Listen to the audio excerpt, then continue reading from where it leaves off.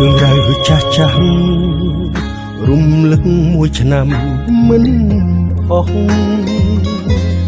នឹកចោះក្នុងចិត្តក៏ប្រែស្រាំចង់រត់ចេញឲ្យផុតពីអតីតកាលតែខួរក្បាលនៅតែមិនចាំនៅតែកត់ចំណាំទួស្នេហ៍ជាផ្សែនឹកគេណាស់ចង់អោបគេដូចមុននឹកដល់ថ្នាក់គ្រុនធ្វើបាបតែខ្លួនឯងមើលលែងសើចសូមបីរឿង